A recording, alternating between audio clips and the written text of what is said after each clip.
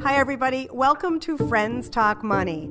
I'm Pam Kruger, co-host of Money Track on public television and founder of WealthRamp.com. I'm Richard Eisenberg, a personal finance writer and editor, and formerly the editor of the Money and Work channels for the PBS site for people over 50, nextavenue.org. And I'm Terry Savage, nationally syndicated personal finance columnist and the author of The Savage Truth on Money.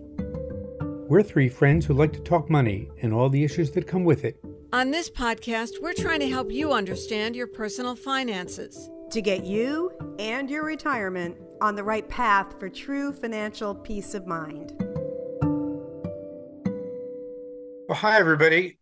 Congress just passed the biggest changes for retirement savings in 15 years. That's part of the 4,155-page, $1.7 trillion spending bill. These retirement changes are so massive. We at Friends Talk Money wanted to put this episode together really quickly so we could tell you what we think you need to know about what they mean for you. And there's a lot. Before we go into the specifics, Terry and Pam, this is a big deal, right? Oh, yeah, it is a big deal. What's really astounding is that in the middle of everything else Congress was trying to do, the military budget, the federal budget, immigration, all those other things, somehow this whole section on retirement savings incentives got put into the bill. So this portion of the bill has three goals. The first is to encourage retirement savings. You'll see how they're going to do that. The second is something new, sort of a tag along to retirement savings to encourage savings for emergencies and a way to get people to do that. And finally, imagine them in Congress. They were also trying to be sort of revenue neutral. So to the extent that they gave away incentives, well, how would they collect it in taxes? It's amazing this got done at all. Richard, thanks for sorting it out for us. Sure thing. Pam? Richard, Terry, I wanted to comment as well on the overall intent of this legislation for working Americans. I mean, I can't tell you the last time I can say I was excited over a piece of legislation. There are so many meaningful changes, and some are going to impact you more than somebody else. But going forward, whether you're early career, mid-career, or end of your career, getting close to retirement, this legislation opens up more opportunities to save more, to remove the friction to saving, removing barriers and restrictions, to expand the tax-free benefits that Roth IRAs and 401ks can offer. So now it's about understanding what's in this package that's going to help you most and how to take full advantage of those enhancements. And I don't think we're going to be able to cover every single aspect today, but we'll hit the highlights. Right. And I should say just at the beginning, and we'll get to this later on, there's even a part of the bill that deals with taking your money out of your retirement plan. So if you're in retirement now, we're getting close to it. You're going to want to know about those too. Well, let's start by talking about a bunch of changes that will help people save for retirement. The first one is about what are called catch-up contributions. So in 2022, if you had a 401k and you're 50 or older, you're allowed to put in up to $6,500 more in the 401k than somebody who's younger. That's what's called the catch-up contribution. It means you can put in up to $27,000 this year if you have the money. With the new law starting in 2025, if you are 60 to 63, you'll be allowed to put in up to $10,000 extra, and that amount will be indexed for inflation. And the new law also raises catch-up contributions for IRAs. Right now, those are up to $1,000 for people 50 and over. Starting in 2024, those catch-up contributions will be indexed to inflation. So let me stop there and ask Terry and Pam, anything you want to say about these catch-up changes? Well, more money.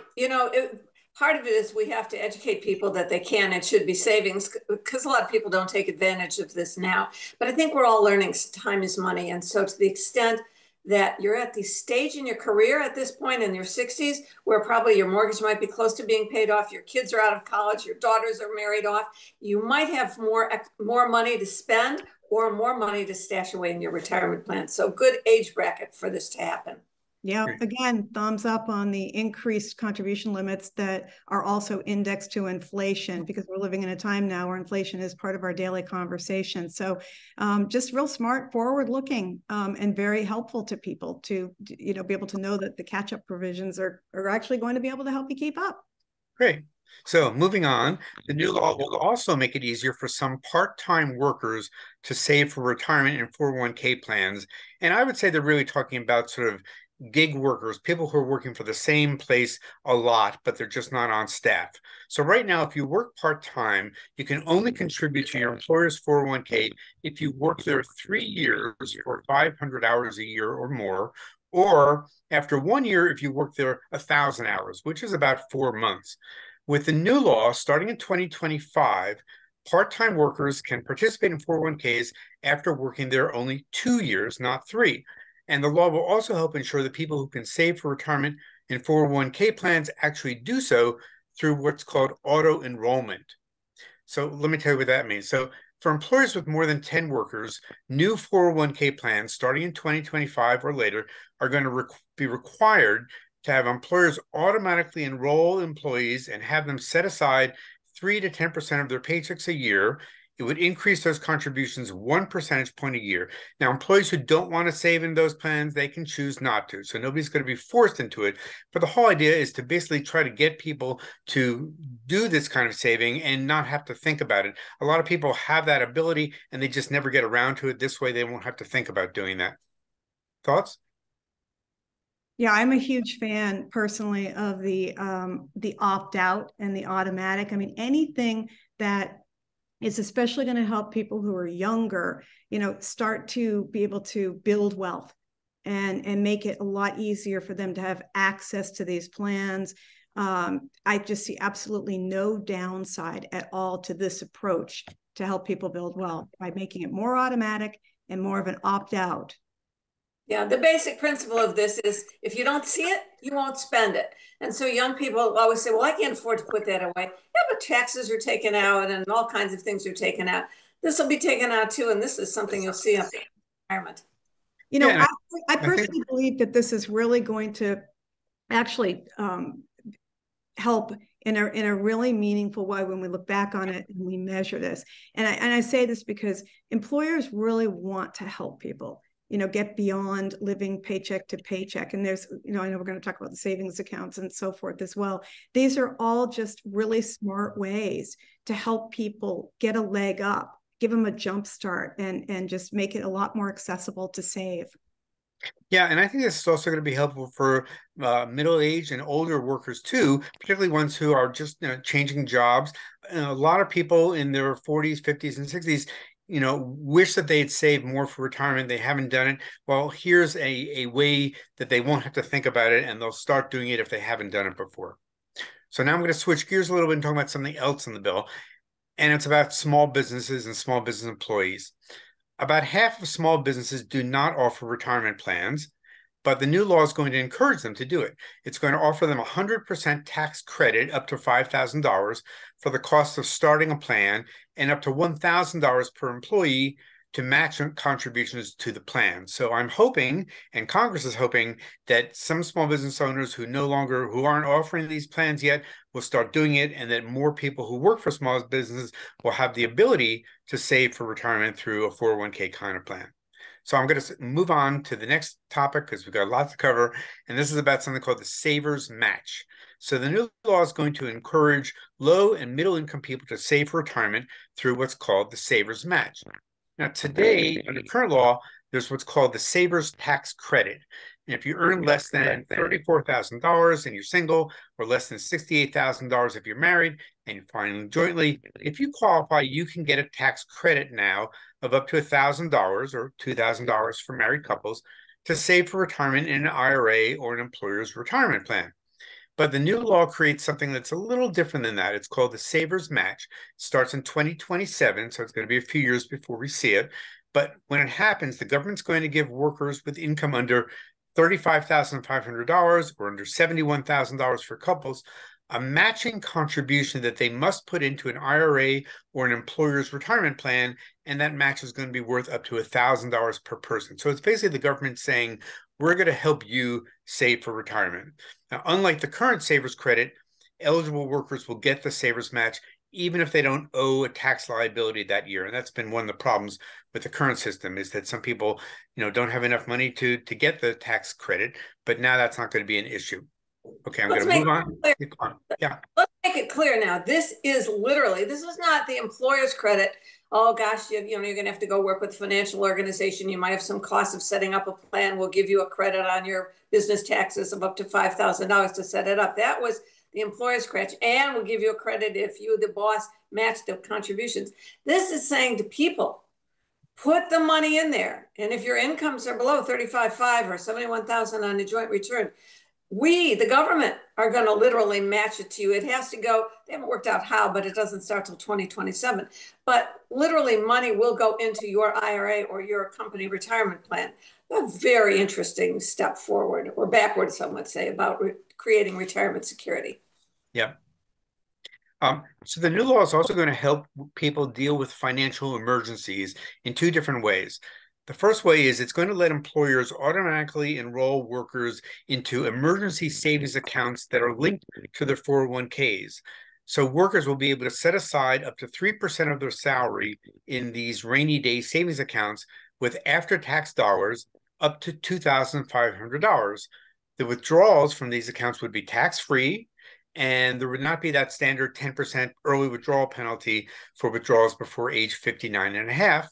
And employers could, if they want to, match these workers' emergency savings contributions.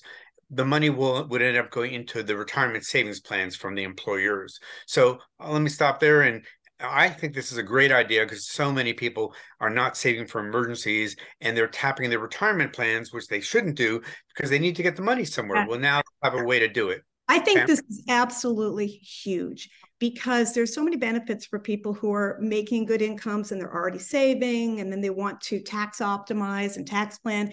Here we are focused on the people who need it the most, the people who, there are so many barriers to opening a savings account in the real world with a bank and having to go through it. I know it may not sound like it, but when you're, struggling paycheck to paycheck, that's difficult. To have your employer, make this easy access, free savings, make it an automatic, make it painless, and you don't have all those fees attached, then you've got what I consider to be the foundation for building wealth. You've got an emergency savings, and everybody wants and needs to establish that first building block. It's the cornerstone.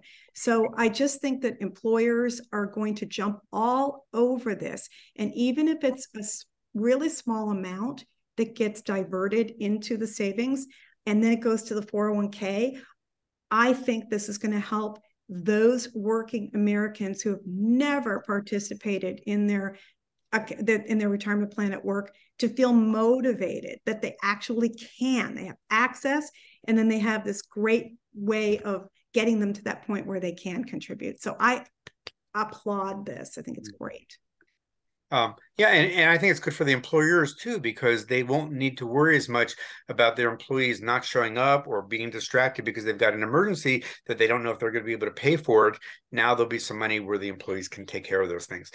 Let me tell you about the other change that deals with financial emergencies, and that is starting in 2024, employers will be allowed to let workers make one withdrawal of up to $1,000 a year for emergencies without owing the standard 10% penalty for early withdrawals.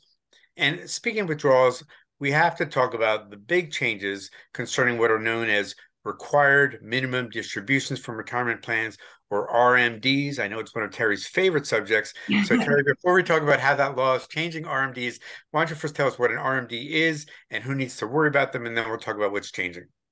All right. Well, if you have had a tax-deferred retirement plan, whether it was a 401k or an IRA, or maybe you rolled over your old 401k into an IRA rollover account, the government wants its chance to tax the money. Remember, it was all growing tax deferred. It all comes out as ordinary income.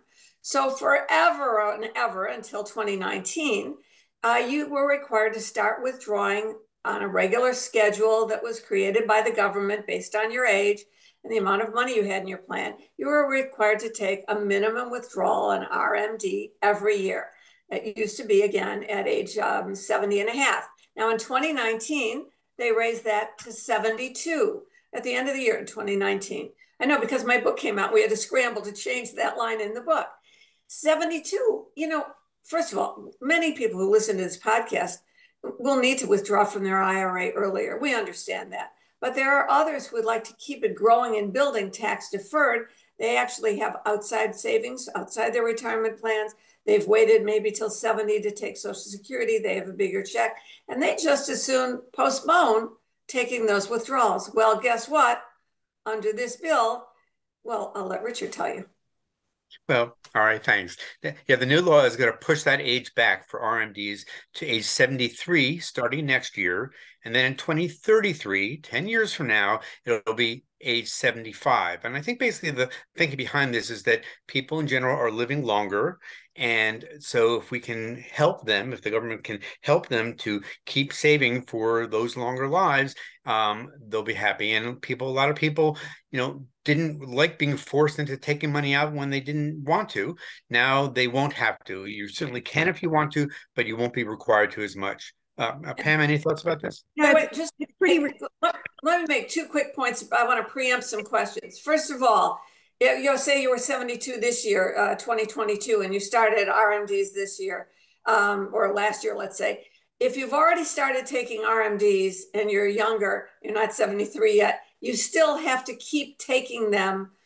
Once you've started, you must keep taking them. And number 2, let me give you a quick little bit of the math. So now your money is growing. There will still be RMDs. Don't ask me what they'll do in 10 years from now. They're talking about raising it to 75. Let's hope we all live to see that. But you will have more money, and they'll have a schedule based on the actuarial tables. So eventually you'll be required, when you do take them later, to take out bigger amounts, and they'll be taxed as ordinary income at whatever your rate is then. Still, it's a big change, and you can smile about it. I'm sorry, Pam, I didn't mean to interrupt.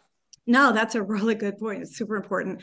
I thought it was pretty remarkable that it took Congress, like you said, forever, like 40 years to raise the age from 70 and a half, which it was before 2019. And then when that happened, now it's like we're adjusting. And, obviously everybody's aware that, people are living longer in retirement.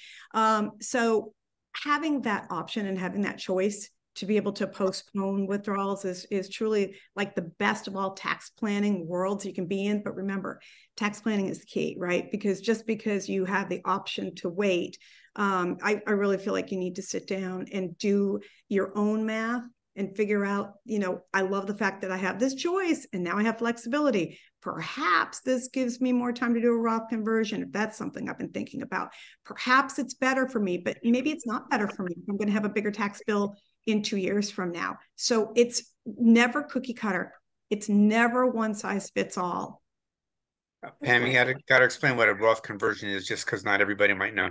Well, yeah, and this legislation starts to make it easier for everybody to walk their money between a traditional retirement account where you're paying the tax, or you're having the tax break up front right now, and then you're paying it later on, which is why RMDs are such a big deal.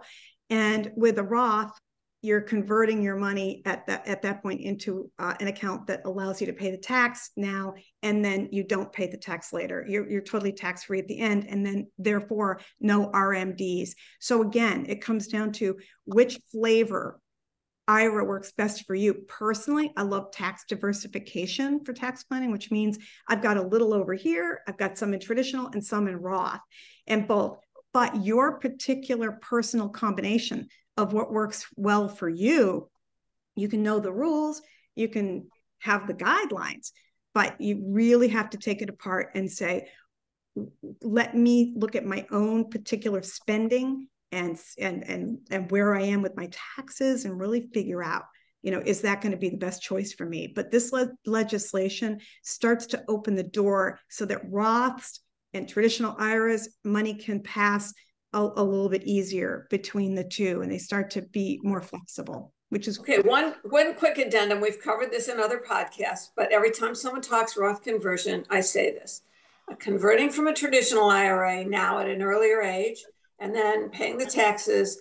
You need to know 2 things. You're better off, really what makes sense, if you have the money to pay the taxes outside your IRA, because otherwise it doesn't really make sense. But more importantly, the year in which you do that, quote, conversion and pay the taxes, that's a big bump to your income. And if that is the look back year for Medicare Part B, they have something called IRMA, adjustment, which means if you earn more money, a lot of money, that could happen with this big bump in the conversion, then your Medicare Part B and D premiums will go up.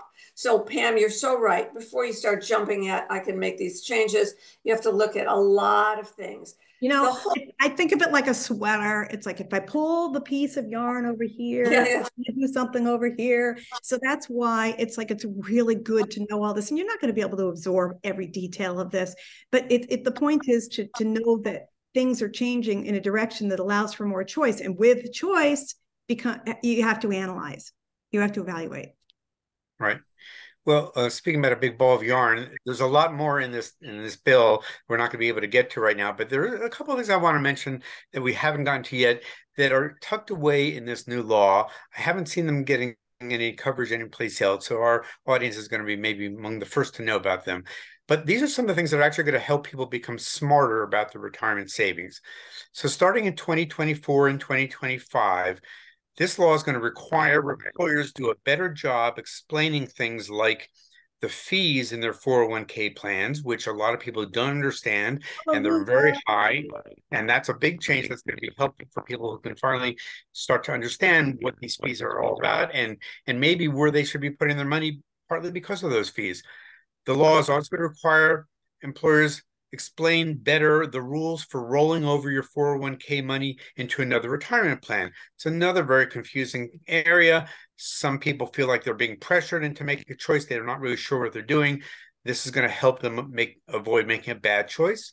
And it's also going to require employers to do a better job explaining the rules about taking your retirement money out in a lump sum. If that's an option, should you take your money out in a lump sum? Should you not? And the pros and cons.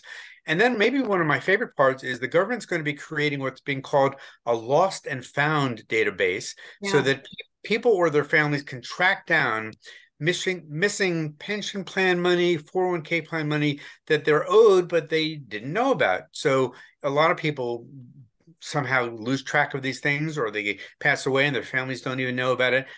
The government's going to create a way where that won't be happening quite as much. Anything that you want to be sure we talk about before we close up, Pam and Terry? Yeah, I'll just jump in with two quick things. And I think that the found money proposition, being able to find, I mean, how many people do you know, including ourselves, who have scattered IRA accounts from 20 years ago you didn't know about? It's just really smart legislation. And by making the rules more flexible, and I just want to point out one example of that is, now parents who have been investing in 529 plans to cover college expenses, or grandparents, they are able to divert some of their 529 savings to Roth IRAs starting in 2024. And again, this is helping working Americans put their money to work in the most tax efficient ways possible. And I do believe that if you're approaching retirement and you're not sure how to optimize your entire family's retirement savings and capture all of these available tax benefits, that I do think that this is the time to consider collaborating. And I'm going to give you a little bit of advice about getting advice. That please just make sure that you're working with an established fee-only fiduciary advisor who actually specializes in tax-focused retirement income planning and withdrawal strategies. That is my advice on getting advice. And this is the one time I do think you need advice. Let me do the commercial for that, because Pam and I agree so strongly. I have nothing to do with WealthRamp.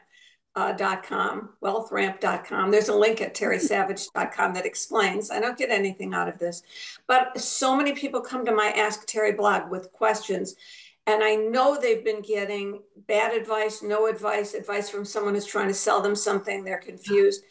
I would be willing to bet everything that every one of Pam's fee-only fiduciary, carefully vetted advisors, and I know a lot of them, particularly the ones in Chicago where I'm based, will be experts on all the nuances of this law, not maybe tomorrow morning, but within the next week or two or three, by the time some of these things go into effect. We don't expect you to know everything. In fact, we were really rushing. This is the frosting on the cake to give you a look at what's happening and what some of the things you're going to see in the papers or hear about on TV. But Pam, I just second this so much. You need someone whose job it is to stay on top of all these things and give you advice that deals with your holistic Yeah. Yeah. Okay. There. Log it as a commercial, but I'm a fan of Wealth Ramp. Well, this has been a lot. I think our audience is grateful, but maybe a little tired after hearing all this because there's a lot to talk about. But don't worry, we at Friends Talk Money, we're going to be back to tell you more about some of these changes and more specifics in coming episodes. Also, if you go to the Friends Talk Money site page, you'll see the highlights of what we've talked about. Terry has put together a really nice way to take a look at some of the key points that we've been making. So that's going to be helpful. And please do what Pam said, which is meet with a financial advisor or tax advisor before making any moves related to this law. There's a lot of good things in the law, but it's complicated. You don't want to make a mistake. There's going to be a lot more information coming out over the next few months. So read what you can, keep listening and watching what we have to say. We're going to keep on it for you. Thanks so much. Bye. Friends Talk Money is funded in part by a grant from the Investor Protection Trust. The IPT is a nonprofit organization devoted to investor education. Since 1993, the IPT has worked with the states to provide the independent, objective investor education needed by all Americans to make informed investment decisions. Visit investorprotection.org. We also receive support from the North American Securities Administrators Association, known as NASA. It's the oldest international investor protection organization. NASA's members include state and provincial securities regulators from the U.S., Canada, and Mexico who serve on the front lines of investor protection. Recognizing that education and awareness are powerful tools in the fight against investment fraud, NASA is pleased to sponsor Friends Talk Money. Here are 3 important tips to help you protect your money from fraud. With investing, there are always risks, so be cautious of anybody telling you that a certain investment is guaranteed. You should also proceed with caution if somebody is promising very large investment returns. This is a common red flag for investment fraud. Last and most importantly, be sure you're working with a licensed or registered financial professional. You can check your advisor and make sure they're licensed by visiting brokercheck.finra.org. NASA is your partner in keeping you safe and helping you avoid investment frauds. Visit nasa.org and click on the Investor Education tab to learn more.